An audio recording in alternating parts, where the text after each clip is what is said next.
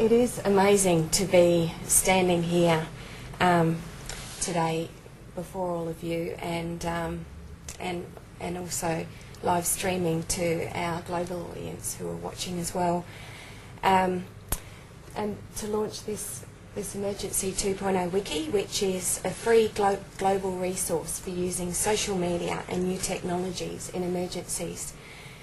And I'm really thrilled to be here, launching it here at this Gov2 Queensland event to celebrate initiatives in this state, because this is where it all began.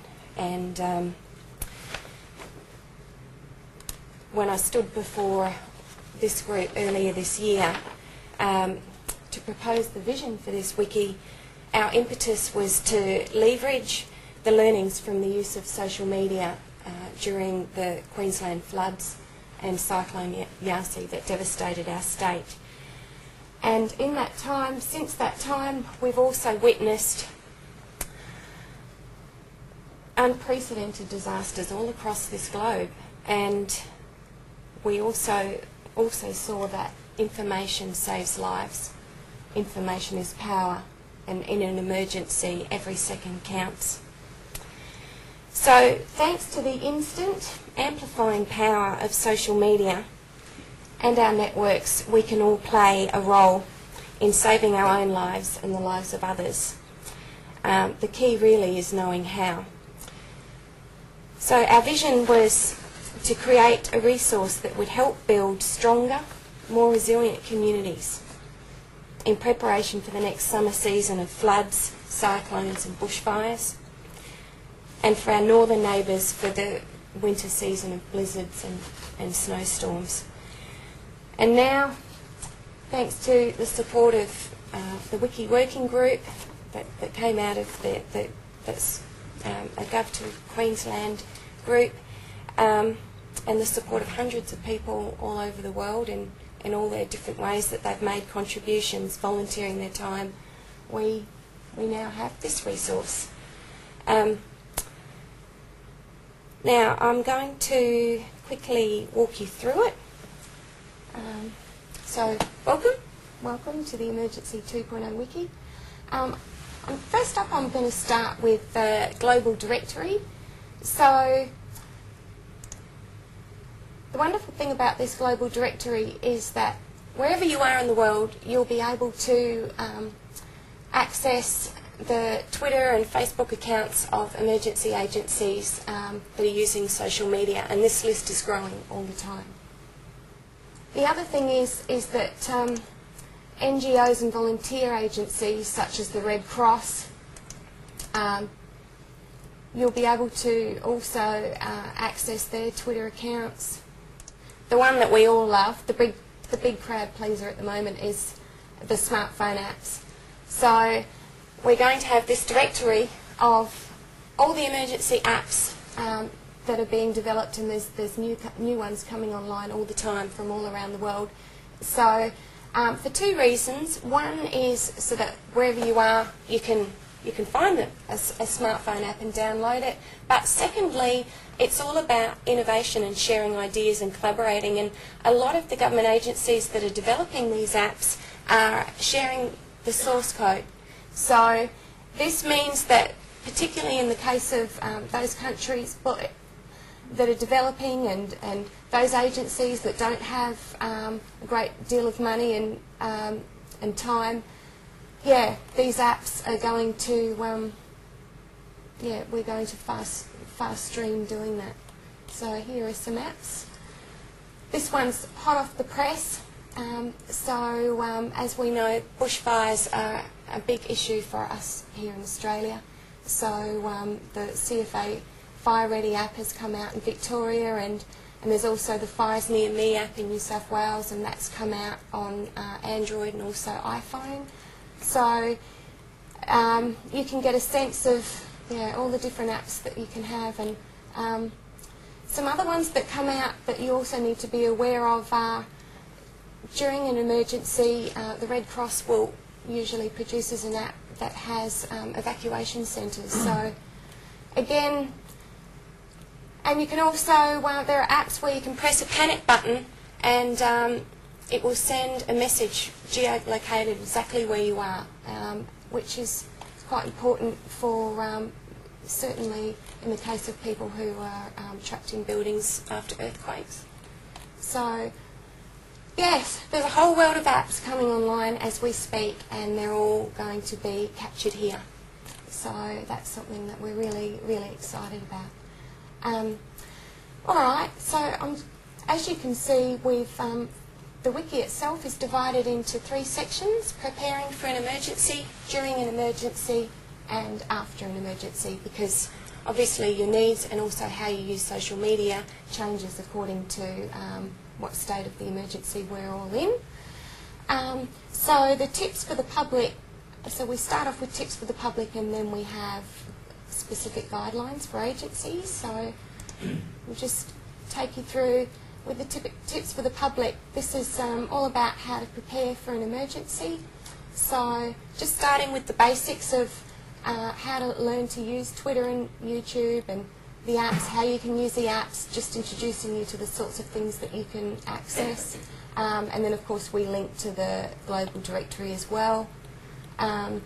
Also we talk about YouTube videos, and the time to learn how to sandbag your home is not when the floodwaters are rising, generally. If you can kind of, get onto that YouTube video now, that's good. And then, of course, so with our, we've also got obviously a section on YouTube videos, and we're collecting them for each disaster, so how to plan for a hurricane, how to plan for a tsunami, and so on. So we've also got readiness quizzes, and this is our very own volunteering Queensland's emergency quiz.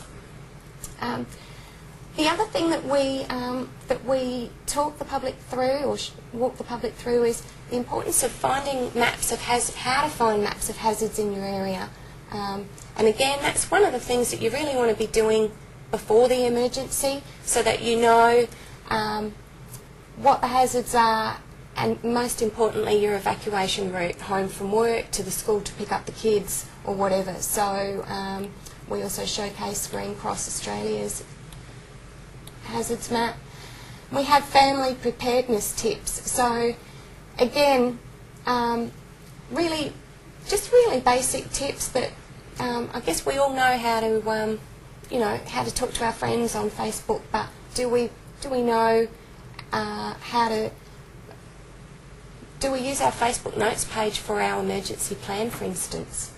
And do we know how to plan evacuation routes of centres and so on? And so we've got all of that.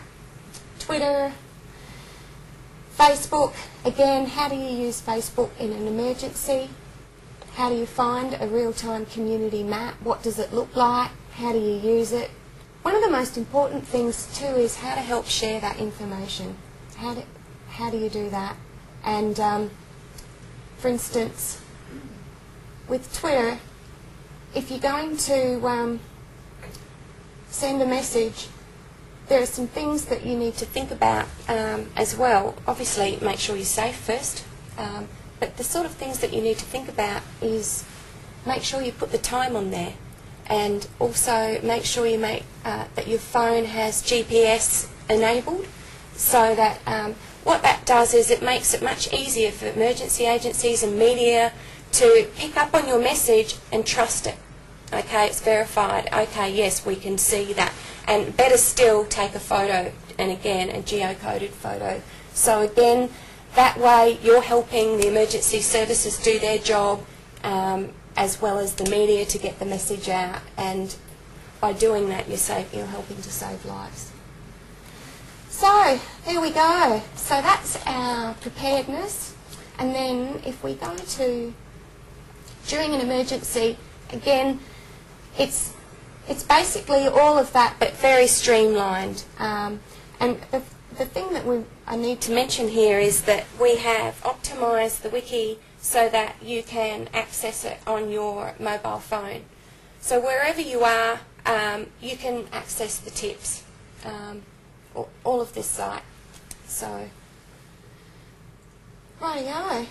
So I guess the key thing during an emergency, again, is this is a really important one, and it's easy to read on your phone, and that is how to save battery power on your mobile phone. We've all got these, well, many of us have these fantastic phones with apps and so on, and they chew through battery power like no tomorrow. So when your phone is your lifeline, that's it.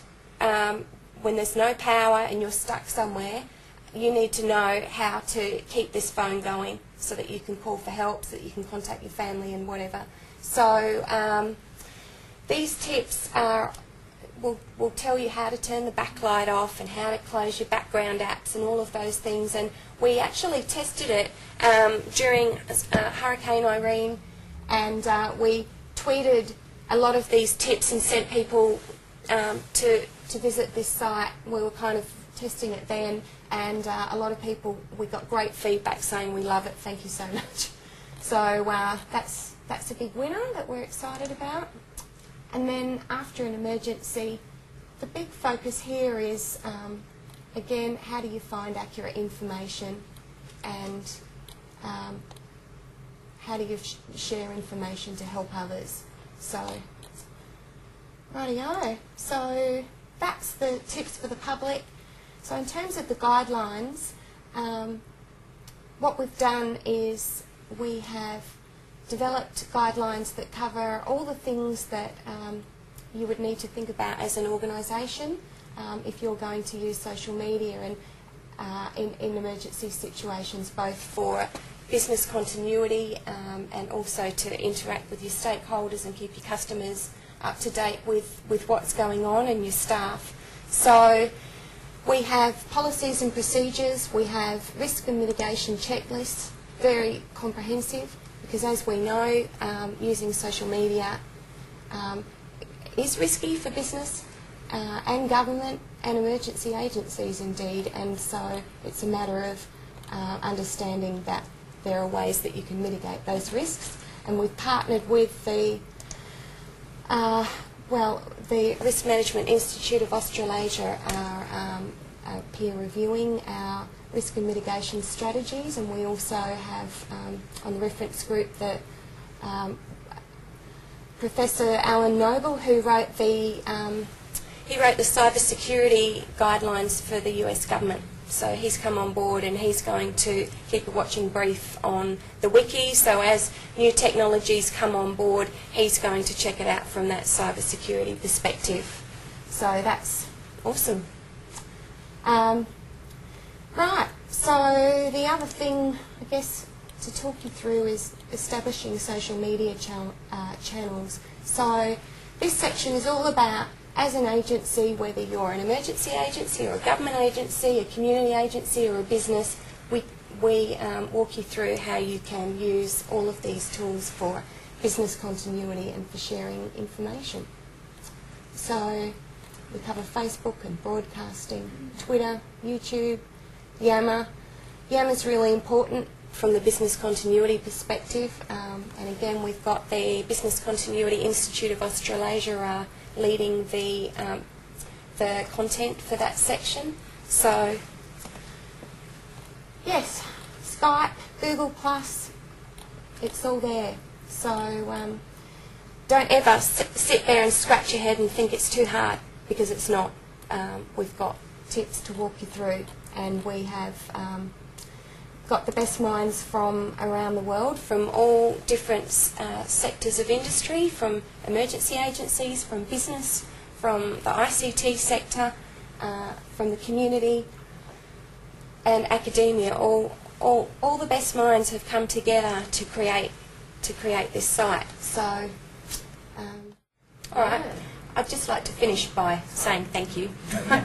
Yeah, just a massive thank you really to the Wiki Working Group, to Queensland, to all the reference group members, and to the hundreds of people all over the world who in all their different ways, whether they were sending us tips or sharing messages or uploading information to the wiki, just a massive thank you, and this is your wiki. Use it. Well done.